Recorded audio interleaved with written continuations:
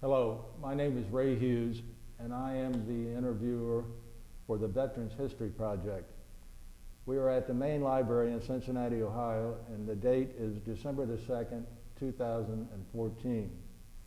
Today we have the honor and privilege of speaking with Clair Geuy, who is a World War II veteran, and he goes by the name of Boots. And I'll call you Boots if that's all right with you. That's fine with me. Okay. Boots, where were you born and your date of birth? October the 17th, 1921, in Rosewood, Ohio, small town between Sydney and Urbana and Champaign County. And who were your parents, Boots? Justin Geuy and Fern Amelia Geuy. My parents. And what did your parents do for a living? My parents farmed and carpentered. I see. My dad was a good carpenter, but work was scarce, and they moved in on the farm when my grandfather and grandmother had lived and took it over, and he farmed and did some carpenter work. I see. How many acres did he have at a farm? 80 acres. 80 acres. Now, did he farm with a tractor or with horses? Farmed with horses until the last 3 or 4 years he had a tractor. They were just coming into where they used for farm work. Now, as a boy, did you do farm work? Yes, I did.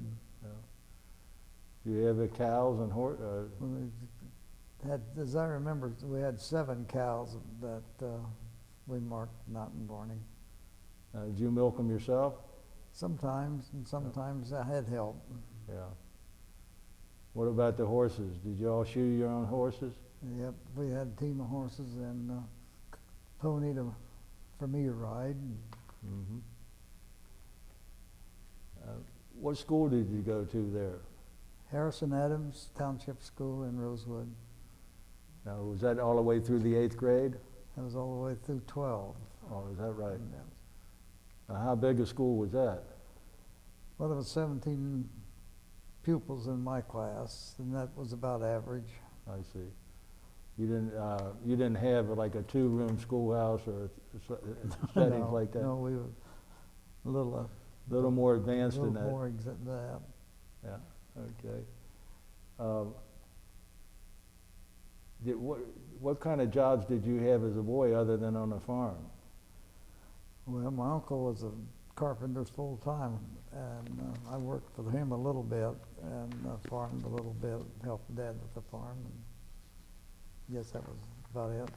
Now, you graduated from high school there in Champaign County? Yes. And did you go to college or? No, I went to a trade school. I see. Aircraft mechanic. Is that right? Where was that located at?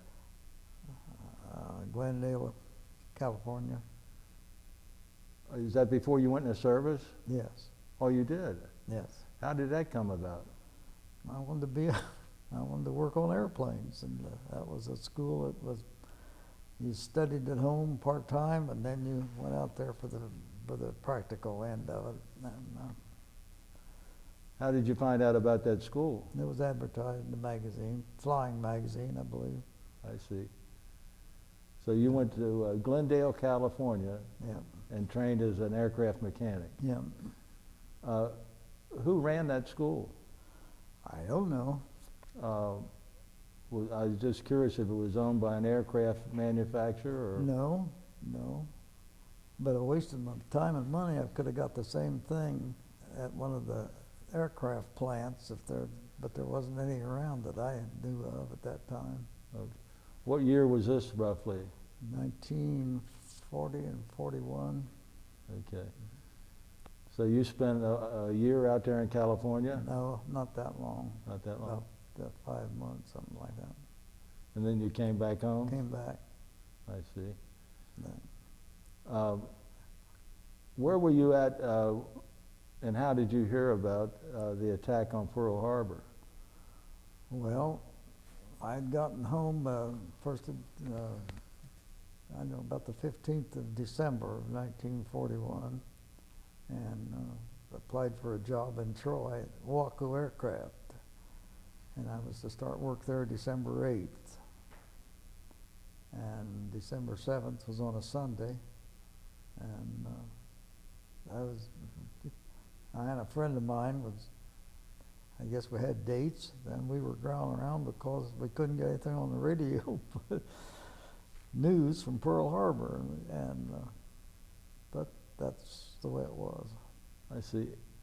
And what company were you going to go to work for? Or Waco Aircraft. Waco? Mm-hmm. Yes, I've heard of that. Yeah. And where was that located In at? Troy, Ohio. Yes, yeah. So I would have lived at home, had a ride with another fellow down. He was a welder down there, and so started in aircraft business down there. I see. And what were you doing there? Mostly working on, I forget the designation, the gliders. That's right. They produced gliders for World War II. Yeah. Mm-hmm. Yeah. At, Made 35 cents an hour. 35 cents an hour, huh? Mm-hmm. Yeah. And did you live there, or did you go back home each night? No, I went home at night. Yeah. I see. He's only 20 miles from there. So. I see. Then I heard that Curtis Wright started a plant in Columbus, and they were going to pay 50 cents an hour. So I went over there and got it. And I lived in Columbus then for 2 years. So this is 1942 and 43. You were Yes. working at Curtis Wright then? Curtis or Wright just, in yeah. Columbus, yeah. And It was a new plant. They still had tarps on the roof when we started in there. I see. And you spent 2 years at that? 2 years, yes. 2 years there. So I left. I got my notice to appear for the draft in a couple days before Christmas of '43, and I'd taken off about the middle of the summer. I came home, helped Dad till went to the Army.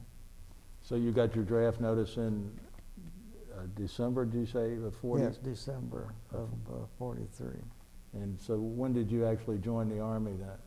December of '43. Right away? Yeah. It was, yeah. And where did you go to be inducted at? What city? Say what? Where did you go to be inducted into the Army at?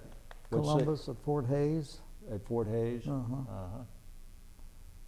So where did they send you then? Did you go right away to basic training, or? Basic training, they was shipped out to, it was Camp Swift in Texas, outside of, about 3 miles east of Austin. Okay. For basic training. Was that 16 weeks? I never counted the weeks. I don't know. We left there in November.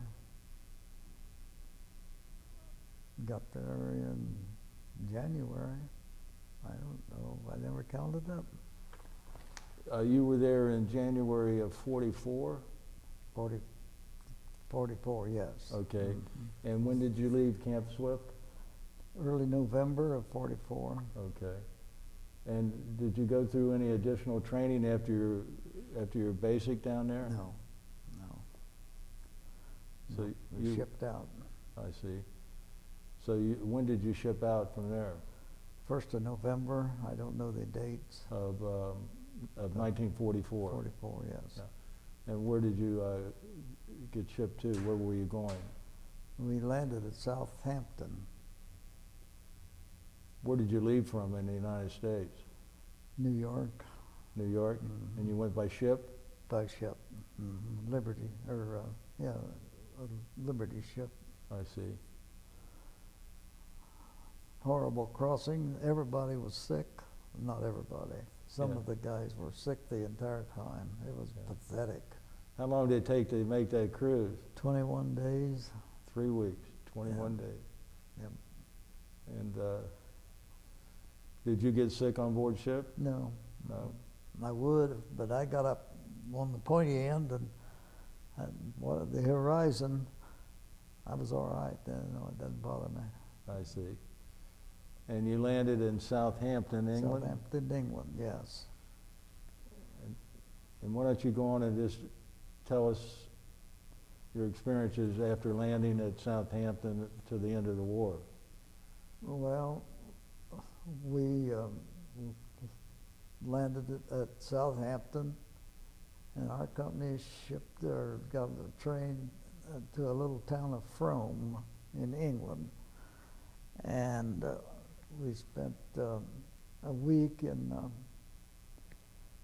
putting in they called it a tent city for the 101st Airborne. That was about 40 miles from where we were, but we went up and did that and loafed around. There was a movie there, and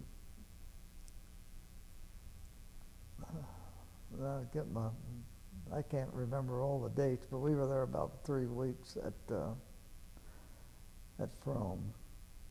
And well, we were there until about the 23rd of December, because they called everybody in. Everybody at the company rounded up. Then we crossed the Channel on Christmas Eve. It was on a British ship, and there were several ships in the convoy, but one of the ships were sunk and lost 1,300 men. Was that the Leopard? Say, that ship was named the Leopard, wasn't it? I don't know the name of the ship. I think it was the 69th Division. I don't know that. Yeah. 66th or 69th. But we landed at Cherbourg, and then we went to I got ahead of myself. Let me interrupt you. Were you in the Combat Engineers Battalion at that time? Mm-hmm. When did you get into the Combat Engineers Battalion? I forgot to ask you that. That was a new. That was the 260th. Started in Camp Swift when we got there. Okay. We were there, and then the 10th Mountain Division came, and for a while there, and there was a black company. I don't know what they were, but they were at Camp Swift too. And but when we got to Cherbourg, we went down the coast, the west coast, and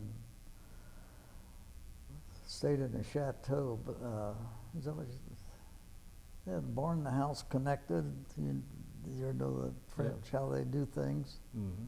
And we were there about a week, and then the bulge was, they needed people. So we shipped out on a convoy across France, and assembled around at Nancy, France. And then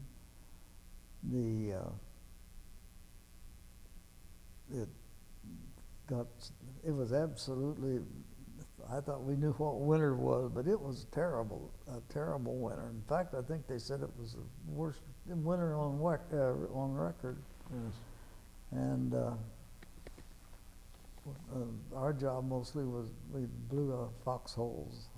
I was a Jeep driver. I got ahead of myself. I started out as a demolition expert. And one night we had to blow a tank trap, and it was tactical. We didn't have any lights, and it didn't go off. And the lieutenant said, "Come on, Boots." He said, "We got to see what's wrong." I said, well, let's set a charge and blow the whole thing. No, we got to find out what was wrong. We got to find out what we did wrong, you and I. So we crept down in the dark and found a loose wire and got that done. And I said, "Is there anything else that the fellow can do in the Army besides this?" And he said, "How would you like to be my Jeep driver?" And I said, "I'd prefer that to demolition." So I was a Jeep driver, and we'd throw a bunch of dynamite in the Jeep and go around and blow foxholes for I don't know which army it was we were with then. Our outfit was with the 7th Army, but I don't know who we were working with. But it was right at the Maginot Line. believe it's where we were because there was still a lot of remains there that they had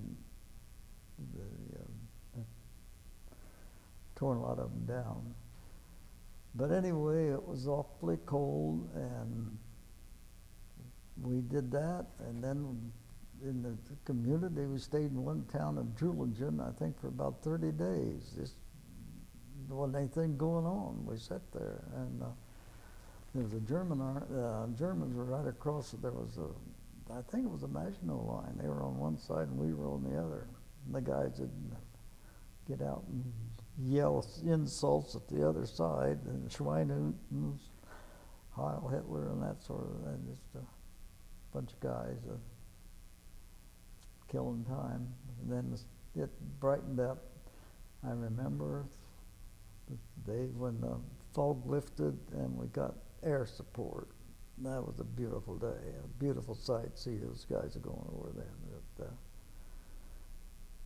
Then spring came. We started out on a drive, and then our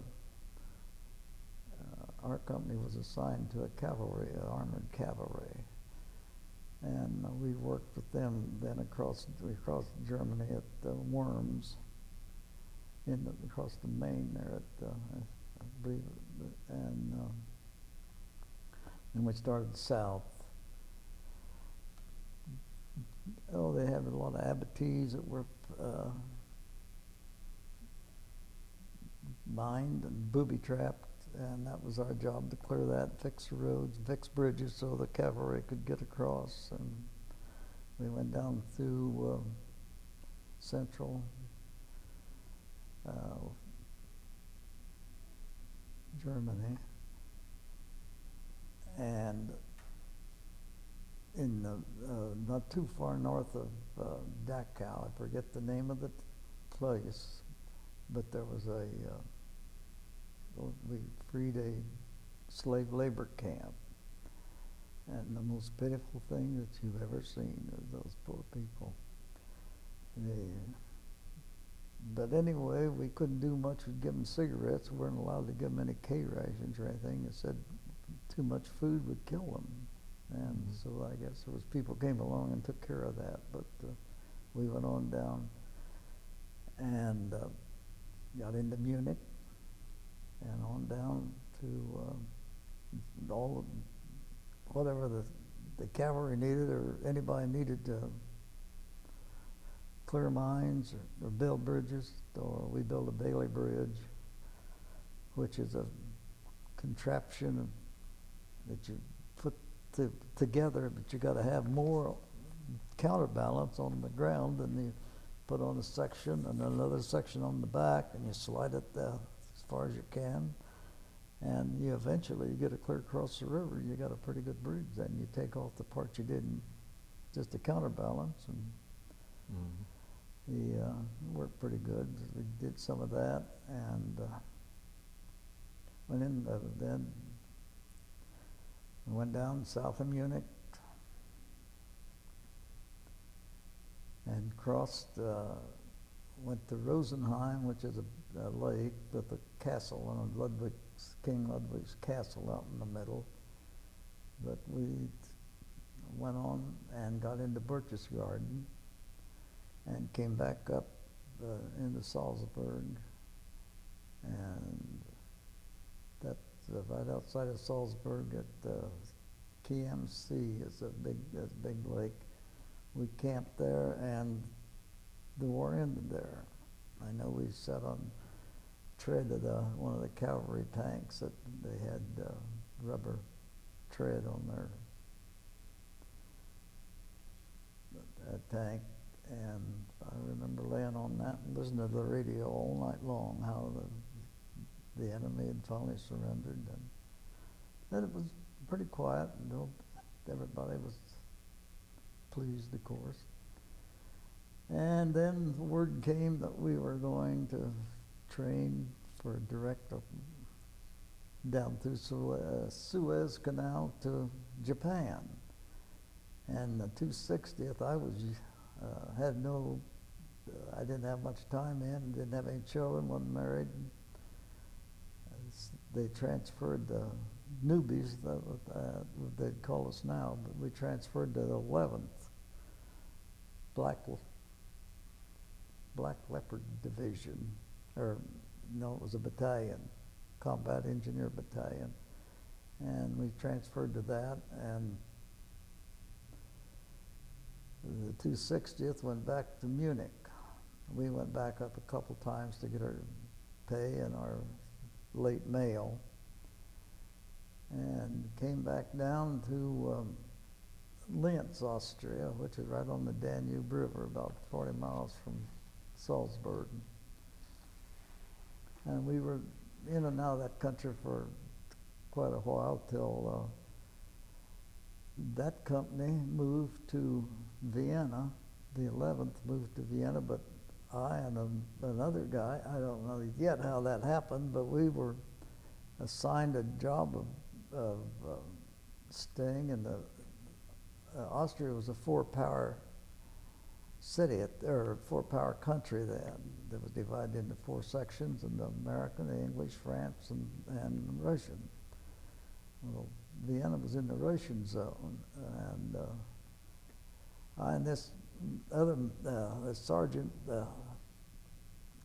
was supposed to go over and around Austria, all the roads, any place, and measure bridges, how long they were, how far above water, and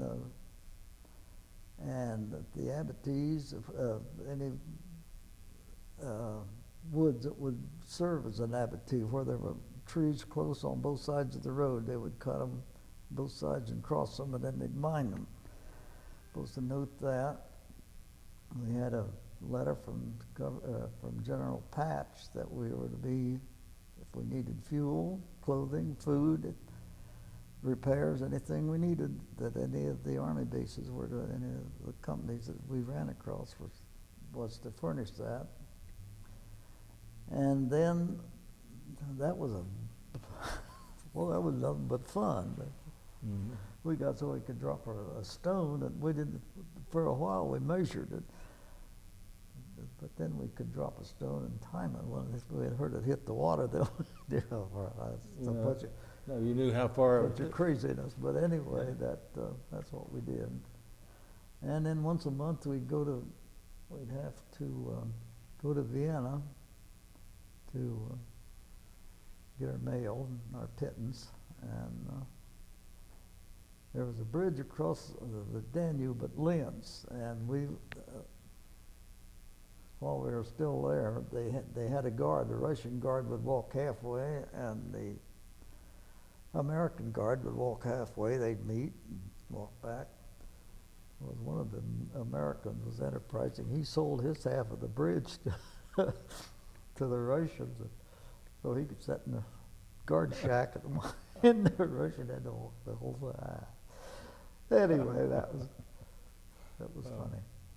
But we go to Vienna, and there was always a couple soldiers wanting to go someplace. The Russians, we couldn't talk to them very well, but they always pick a couple that was going clear to Vienna, so we didn't have to stop. And they were a crazy bunch of people. But we go to Vienna and come back and continue on our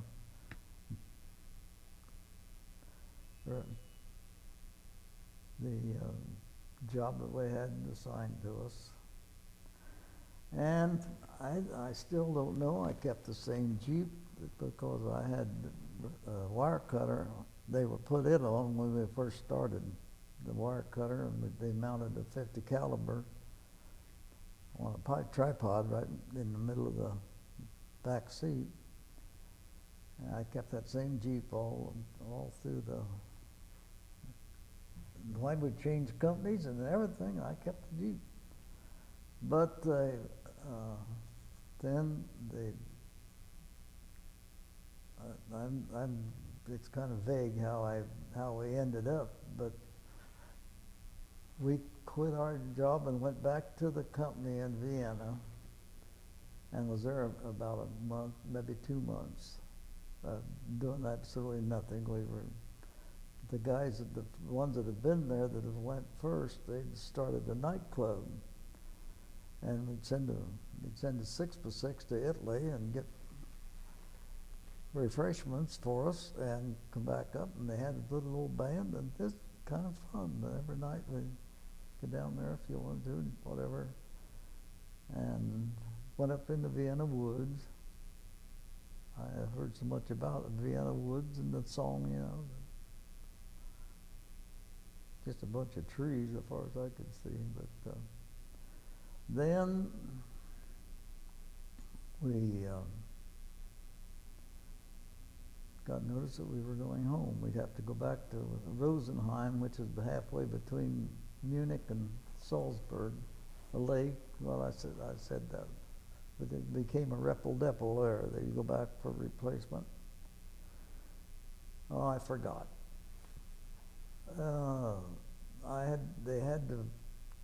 Everybody had to take a week off and go to.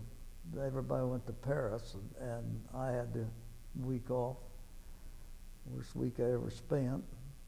It was, we went, took a train back, and when we got off the train, the guy had Stars and Stripes that Roosevelt had died. And one of the guys said, "Well, good." And a lot of them thought that, but I guess they would have been out of order to have said it, I thought. But anyway, everything we had was out of the duffel bag, old, dirty, and here all the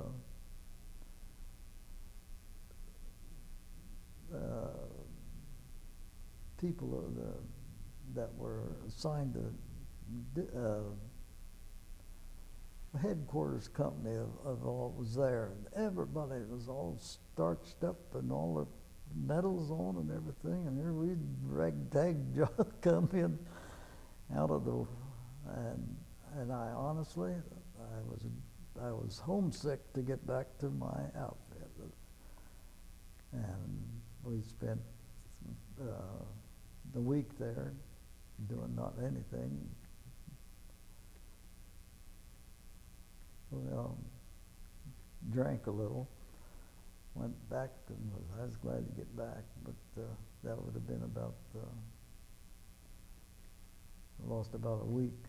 I don't know, they were kind of hard to catch up with then, I guess, but I got them and went on with their work. And then back to Vienna, we getting ready to come, and there was a sergeant in charge of there was 15 or 20 guys, I guess, going back. He had all the medical records and everything to take back to this replacement depot, and he was drunk. He lost the records. We had to take all our shots over at one time. So, and then we got our shots, and here we go to train. We had to go to Bremerhaven to ship out, and they'd go. Germans were running the train, and they poke along. And finally, the ship was going to. We knew the departure time that the ship was going to leave, and we were getting worried. And finally, there's some Red Ball guys that had run trains through Germany. They were quite an outfit. They kicked the German crew off and took over. Man, we went to Bremerhaven then.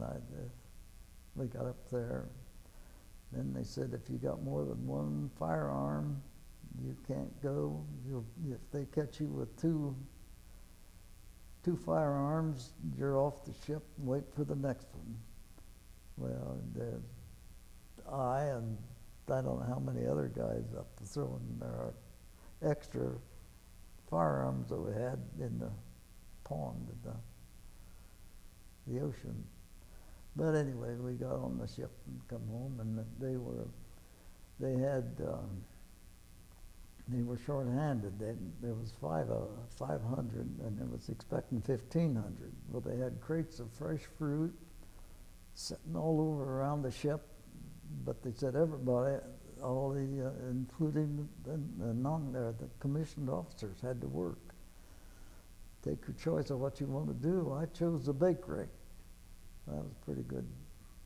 I could get up at 3 o'clock in the morning, go down and work in the bakery. It was off about 9, full of fresh bread. It was fun.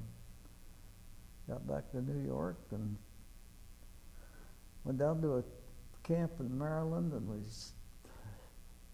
were relocated then, or sorted out who was going where, and we ended up at Camp Atterbury, south of Indianapolis. That's where I was dismissed. And on the way out, they wanted you to sign up for reserves. And everybody else was signing up, so I thought, well, I'll sign up. And I got to the door, and I thought, well, I don't have any reason to do that. I went back and sorted down through and got my paper. Hey, Sergeant Harden, you can't do that. Yeah, I can. I'm out of the Army. I can do what I want to do. I got my paper and tore it up. And I was glad, because here came Korea War. I'd have been in that for sure if I hadn't done it. But that was it. Come back. And there was 3 of us. We played poker together going to Camp Swift originally. And I got off in Sydney, and those 2 guys went on to Cleveland. That's where they were from.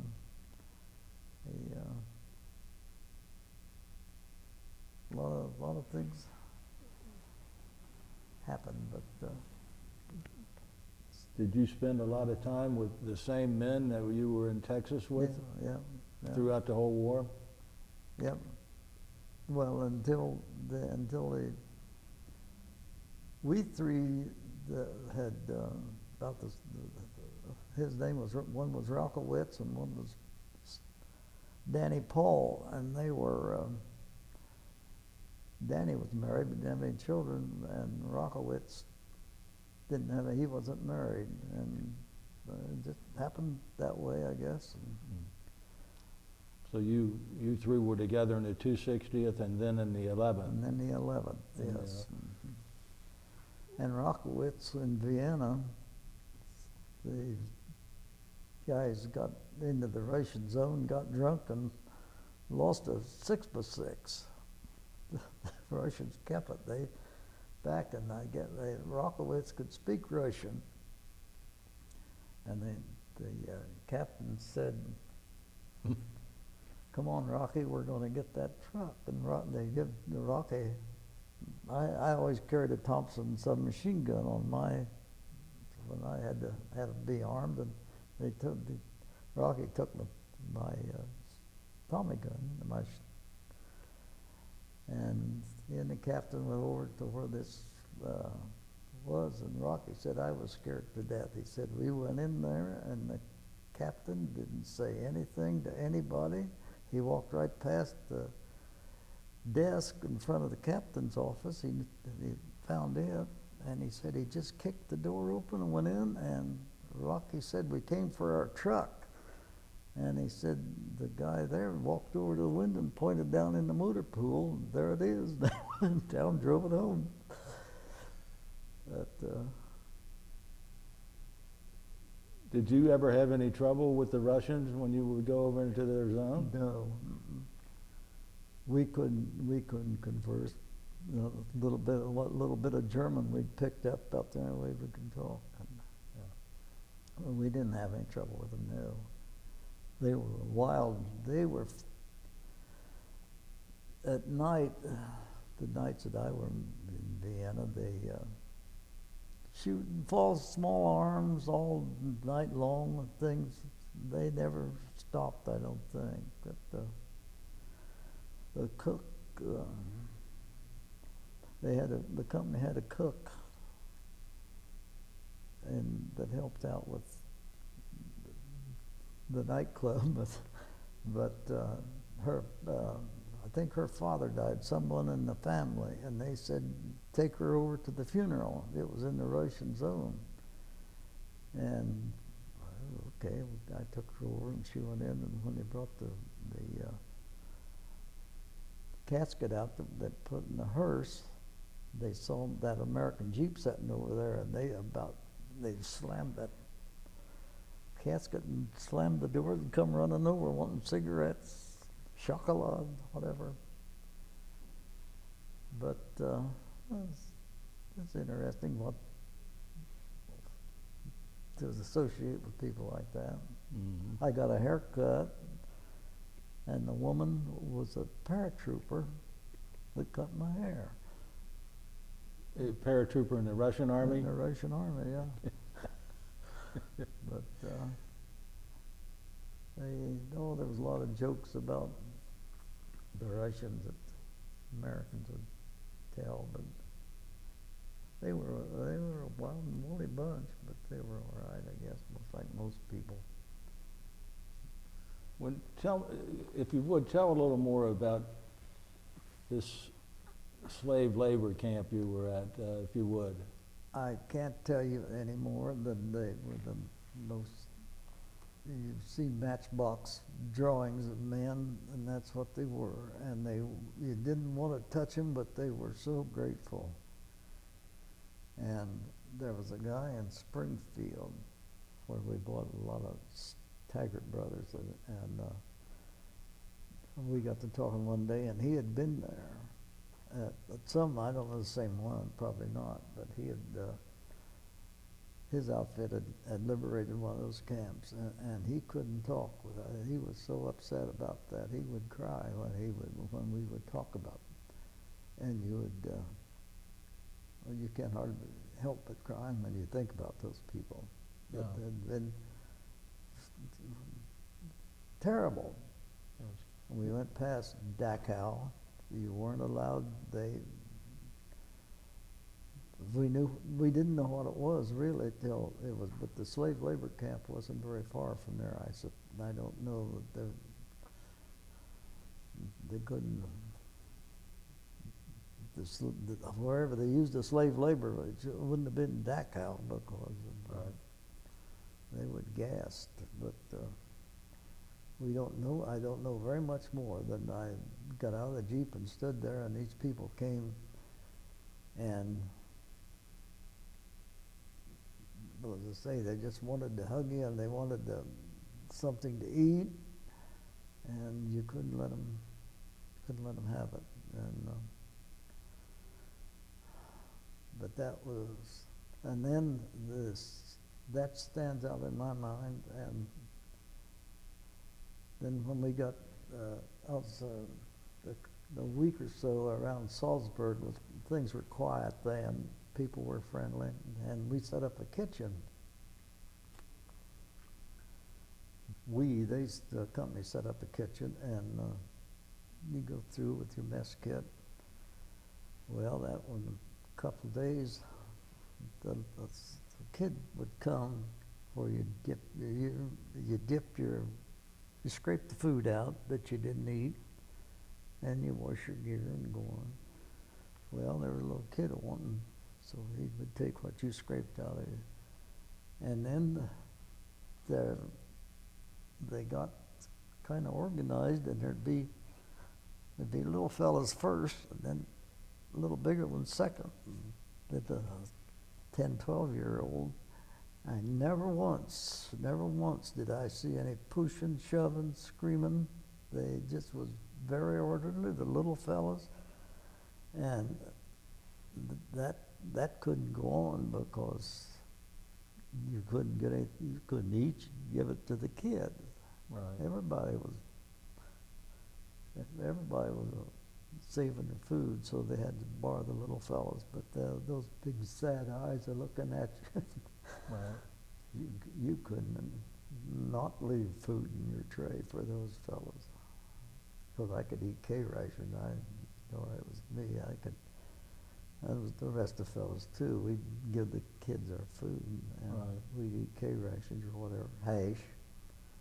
Mm-hmm. You didn't have any of that, I don't suppose, field.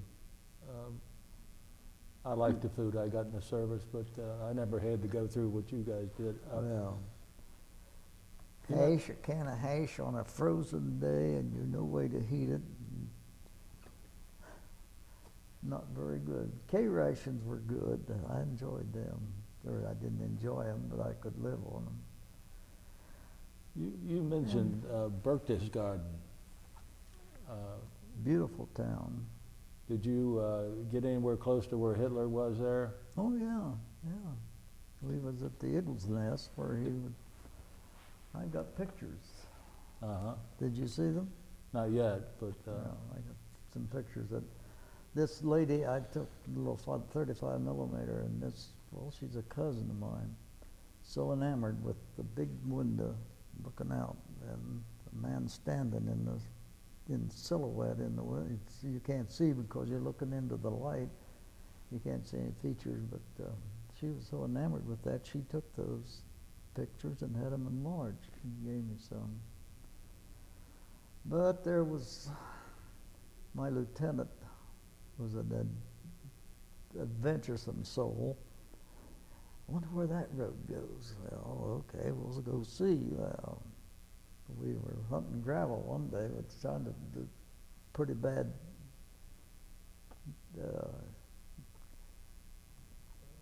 Blast in the road, and they're going to fill it with gravel. You can't fill it back with dirt and do much good. If it rains, it's just another trap.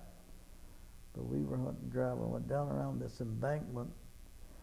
Oh, we was about a mile off the main road, and we went around this corner, and there sat a Jeep with the front end turned back like this. It hit a mine. And he said, "Can you back out?" And damn right I can back out. And I can follow those tracks that we came in on too. But one day, the mountain, he said, "I wonder what's up there." I don't know. He said, "There's a road goes up. Let's go up." We got about halfway up, I think, and came across a place where they had bored holes in the rock and stuck logs in them. There must have been, I don't know, I don't know. It was way too far for me, but anyway, they drive logs back in those holes, and then they put a log on the outside and put a few boards down to drive on. And I said, "Luke," I guess I called him Louis most of the time. I said, "Louis, are we going on up? Well, we can't turn around." Well, in truth, we couldn't. So there was, I suppose, 300 or 400 feet of that. And you look down like that, couldn't even see the bottom. It was so far, but we went up, and there was some woman up there living in a cabin, and she had a radio, and I forget the name of the song that was playing over and over and over. But well, we went back down. There wasn't anything up there but her. It was kind of odd. That had to be scary going over that road. Pardon? It had to be scary driving on that road. Scared to death of driving on them. How do we know they hadn't rotted off about? But they hadn't. We didn't. So it was all right. But he and I kept in touch all the years. He died about 2 years ago in Houston. And he would come up once in a while to some relatives in Fort Wayne. We'd get together. We had relatives in Houston. We'd go down about every year down there, and we'd talk to him. Were there anything inside that house on top of Berchtesgaden, like We couldn't go up. Oh. We couldn't. You had to take an elevator to get to the Eagle's Nest. But there were barracks for guards or something, and maybe if he wanted a party or something, I suppose there was plenty of room in there to have people if they wanted to. But you can see by looking at the buildings that part of them are guarded. There's one got a great huge window across looking out the Alps out in front. Beautiful. And in the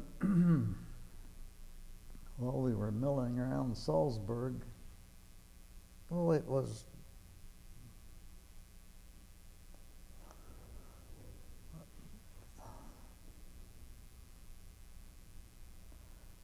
I forget what it was. It was summer.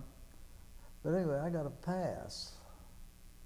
And a week, and I and another guy went out to the airport. We'd serve at the 101st Airborne was there at the airport, and walked out and see if we couldn't hitch a ride someplace. And then there was a General Patch. No, not Patch. He was a head of the Rainbow Division, and they were stationed in Salzburg. Was that Gavin? Pardon? General Gavin? I have no idea what his name was. But he was he was loading up. I asked, there's a kid with me, he said, you ask. Well, I'll ask, I'm not afraid of him. And I asked the aide if we could talk to the general, and he said, yeah, sure. We asked him if we could take a ride with him. He said, I'm going down to the Riviera, you want to go along? I get in. So we got in and flew down to the Riviera. He said, now I'm going back in a week. If you're here, you can go back with me. Well, the week was up, and we went out to the airport, not a sign of him.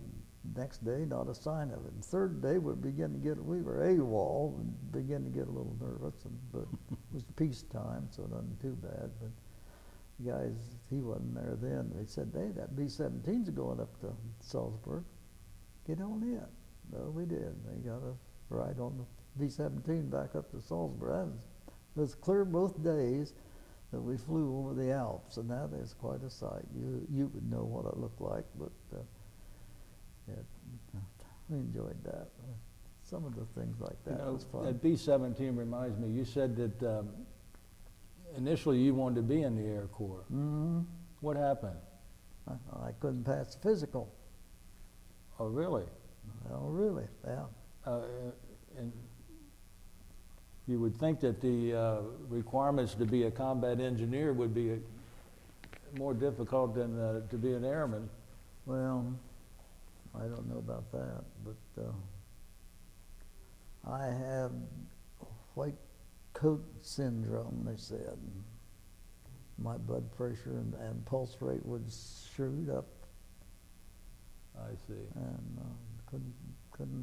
I even, when we were working at Curtis Wright in Columbus, 5 of us came back to Wright Pat to join the Royal Air Force and go in the Canadian Air Force and go there, and then you could get to England in the Royal Air Force. But none of us passed that one either. So we were destined to stay on the ground, I guess. I see.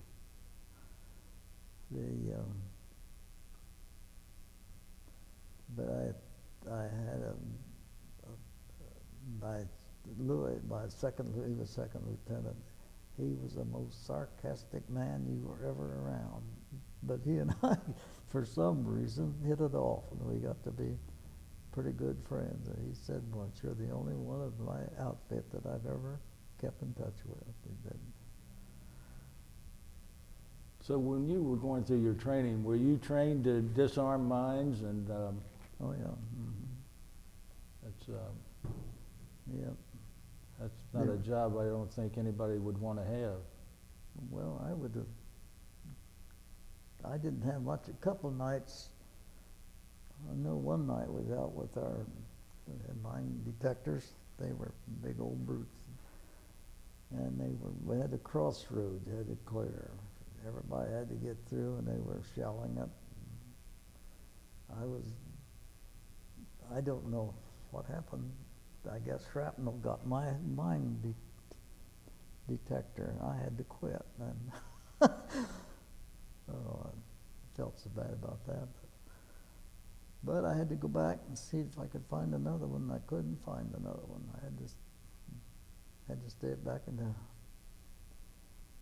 company headquarters the rest of the night. Well, the shells had to be going off pretty close to you. Uh-huh. For the shrapnel to... It seemed like it. Uh-huh. It seemed like it.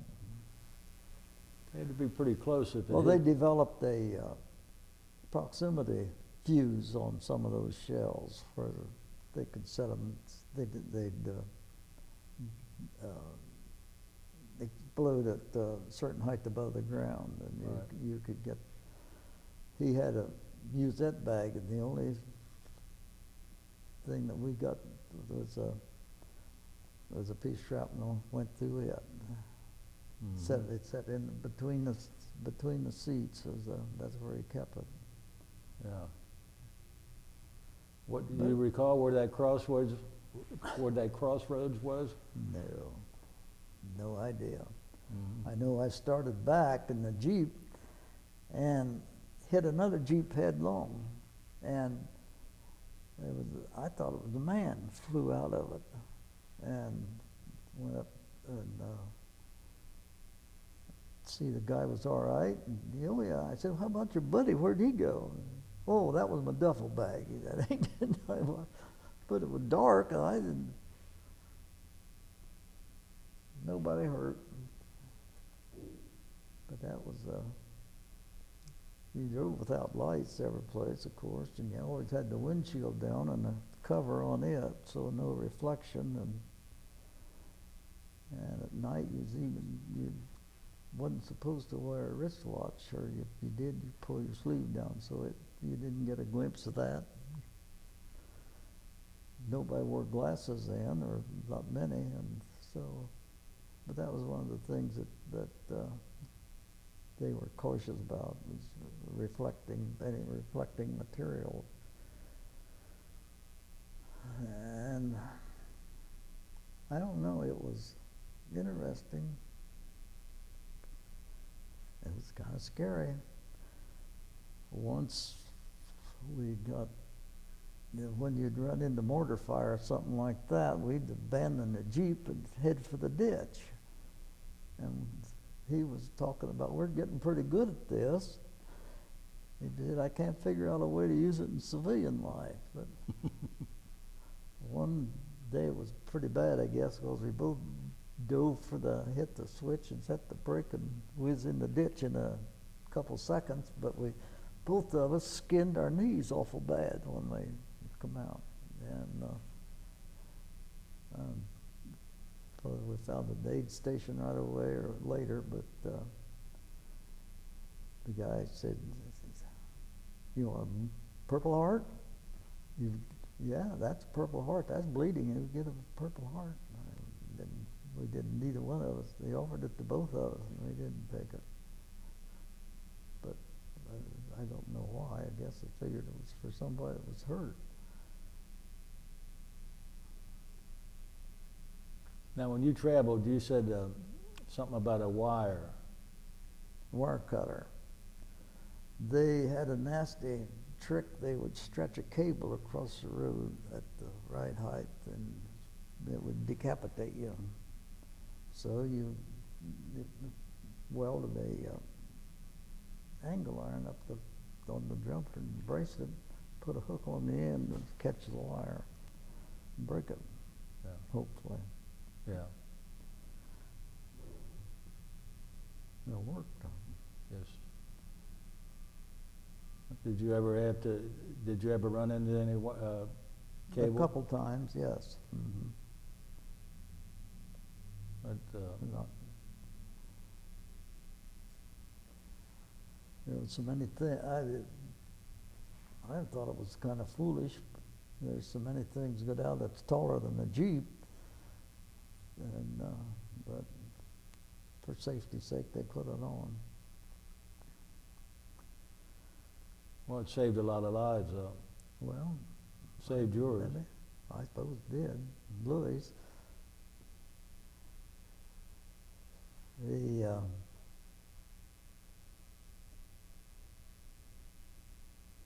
I got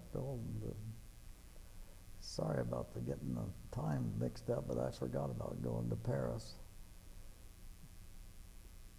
That's all right. What, do you recall where you were when Germany surrendered? Yes. We were just at the outside edge of Salzburg. We'd been to Berchtesgaden, come back up to Salzburg, and was just east of Salzburg, and there was a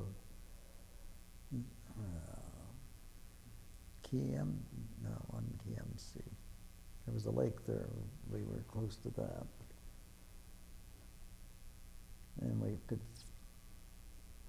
you could take a concussion grenade and throw in a lake like that and get a nice bunch of fish, and they take them in, the cook would fry them up for you. After Germany surrendered, that was on May the 8th, if I remember correctly. That's right. You still weren't out of danger because all the Germans didn't know they had surrendered. Oh, they're still finding shells and mines and things over there. Yeah. Yeah.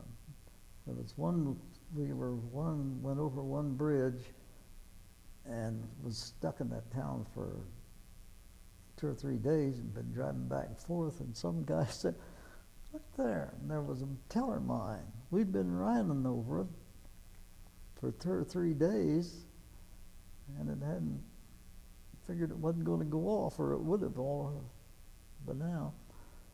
But that's kind of funny. Yeah, I'll bet. Well, odd maybe would be a better word, yeah. Did you encounter any more Germans firing at you after May the 8th?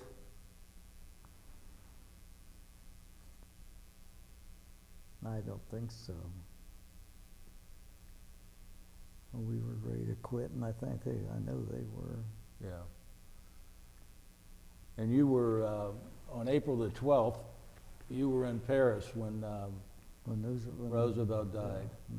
Mm-hmm. Where were you when we dropped the atomic bomb on Japan? And what do you recall about that? I was in Austria, and the starting tribes there, that's a bunch of hooey. They couldn't do that. What stool did you get that off of, huh? And maybe you had a different, did your guys say, what stool did you get that? I've never heard that one before, but I know what you mean. Yeah, well, we put it down as not to be believed, not to keep us from going to Japan. But it did, and we were grateful. I can imagine. So at first you guys didn't believe it. That's right. Yeah. They said, oh, about as big as a basketball. Yeah, come on. Mm-hmm. It was much bigger than that, but So in August of '45, you were still in Salzburg. I was someplace I was in Vienna. Still in Austria. Austria, rather, yeah.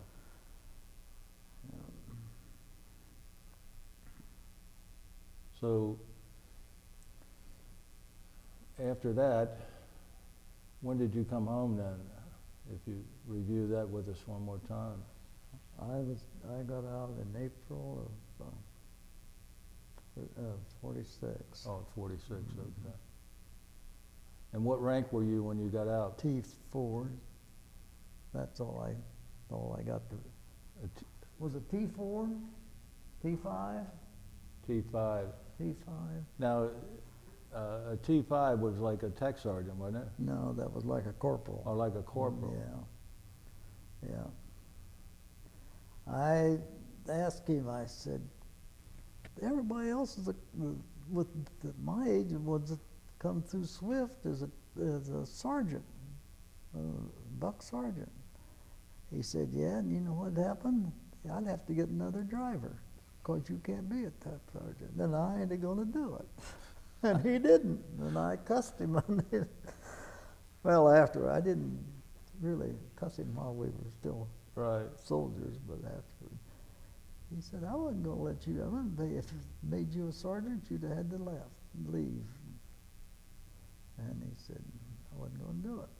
So he didn't. But it didn't matter. Before we get to after the war, is there anything else you want to share with us? Oh, there's so many things that I could tell you that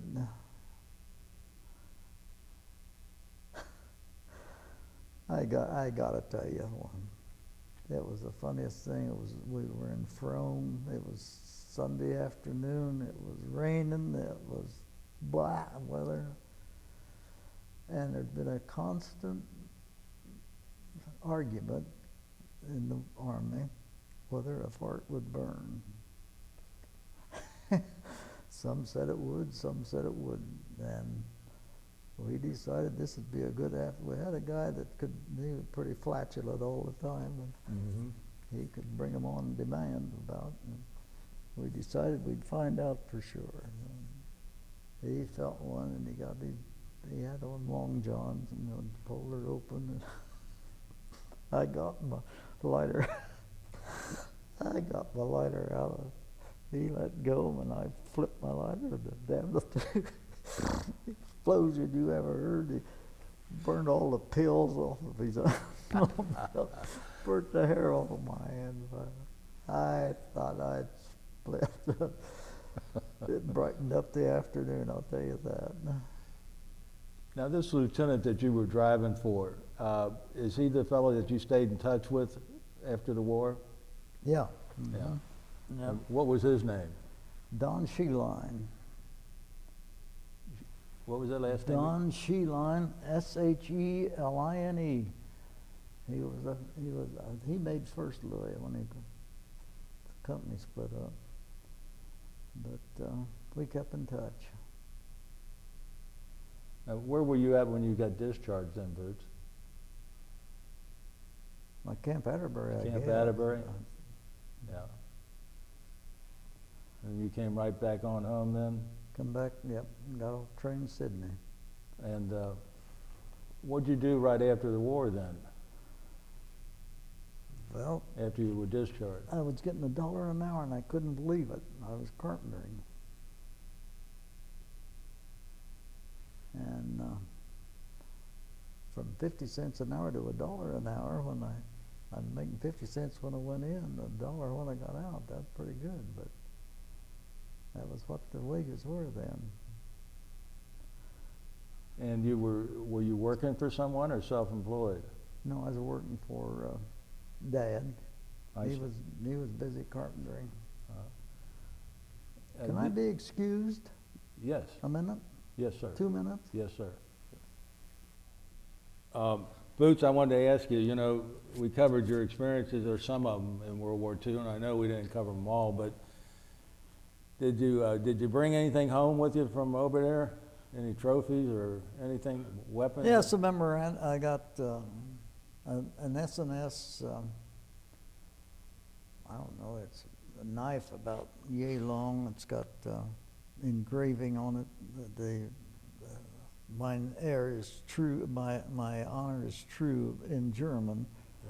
And was their motto, I guess. And I brought a nice Luger home. I bought a nice Leica camera home. And some armbands, some few things like that you just drop in your duffel bag that don't know you. Where'd you pick those things up at? Just here and there? Or? Here and there. I see. Well, those are certainly great trophies to have, especially that SS Dagger and the Luger. There's a lot of people into collecting all that stuff nowadays, and they're quite valuable now. The Luger, well, he was done with it. But I've taken it to a gun show once. That didn't think I was going to get out with it. That's right. Yeah. It was odd that you could. Well, we stayed in Drulingen. That was a fair-sized town. We just had stayed in people's houses. Some of the families were there, and we furnished some food for them. They'd cook it, and they were German. We'd feed them. I think a lot of the German people. And but anyway,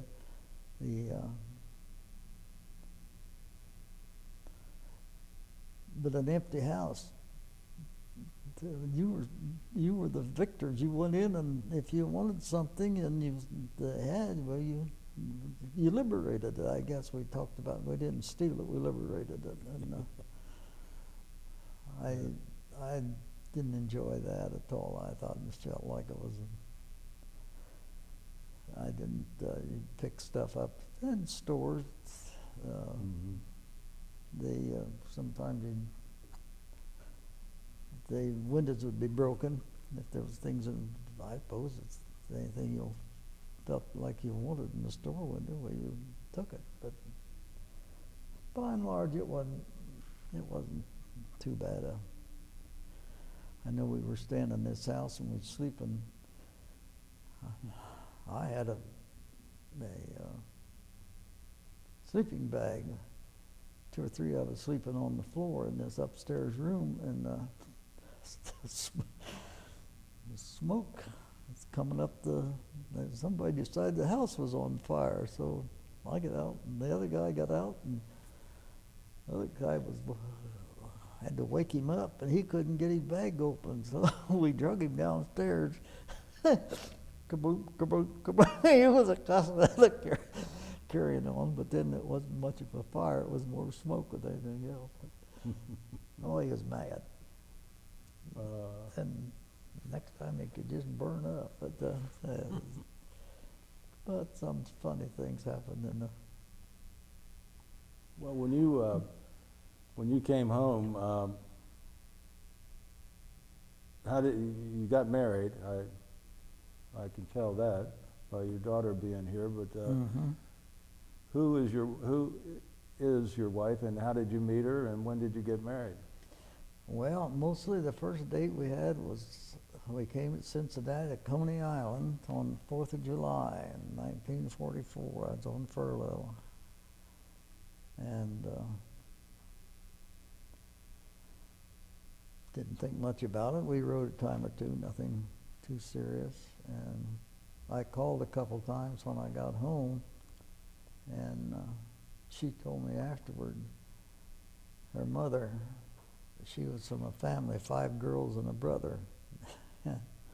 Her mother said, "That young man has called you several times. Now you owe him a call. You call him." Well, that's all it took. I went up and we started going together, and finally we got married. But it is always. What's your wife's name? Shirley And what was her maiden name? Cox. Cox. And when did you get married? January of 47. Let's see.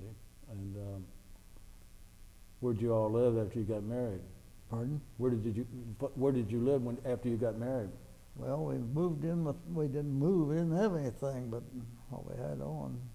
We lived with her sister and brother-in-law for a couple of months, and then we moved in with her grandmother. She lived alone and had a big upstairs, and we stayed up there, and then we bought a home in Rosewood, and we moved in there, and we've been there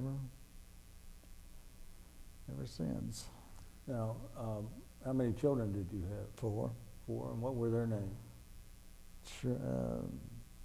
Mindy, born in 50, and Jerry in 52, and Steve in 54, and Julie in 56. I see. And how many grandchildren do you have, or can you count 3. them? 3? Any great-grandchildren? 2. 2. And is your wife still living? No. No. She had Alzheimer's, and she passed away in September. So, what type of work did you do after you got home then? What did you do for your... I worked at Troy I worked with my brother-in-law for a while, and we built an elevator, and then we built a grandstand in Urbana. And then he kind of decided to go in the sawmill business, and I went to work for a contractor in Troy, Ohio. I worked there about 3 years. I and another guy rode together, and we decided we'd form a company, and so we quit down there and formed a company. And he had a job, and I had a job, and that's the way it went. He went his way, and I went mine, and so that, then he got a job teaching at JVS in Springfield, Clark Tech, I think's the name of it. It's a vocational school. He taught there, wanted me to go with him, and I didn't want to teach kids. I had 12, 13 guys at one time, and we had a nice little group, and did very well, and made a good living, and I finally got my airplane that I wanted all my life and learned to fly, and so things were looking good. We traveled a lot. Went back to Germany.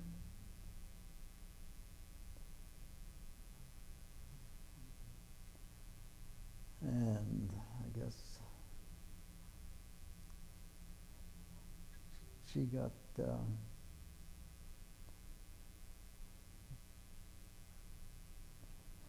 Alzheimer's, and we can't go anyplace.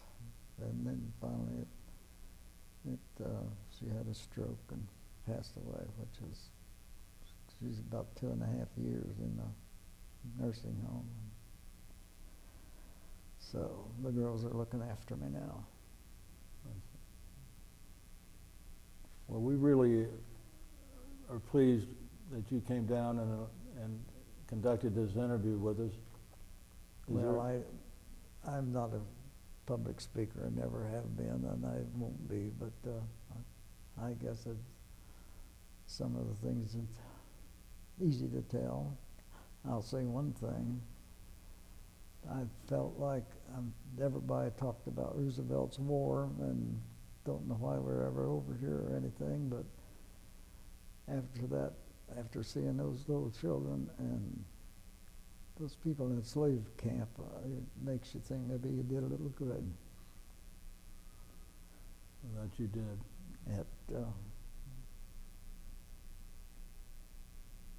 I don't think that. And then we look at what we got now. I don't know your politics, but No, I agree. we need 3 or 4 patents around. Yeah. And a Churchill or 2 wouldn't hurt. Very true. Well, do you have anything else to add?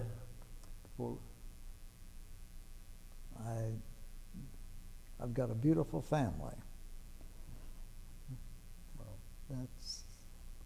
Well, you did a lot of good for our country, and I mean that sincerely, and that makes what you did so worthwhile, especially to those young kids over there that you fed. And I appreciate you telling your story, and I appreciate your service. Thank you.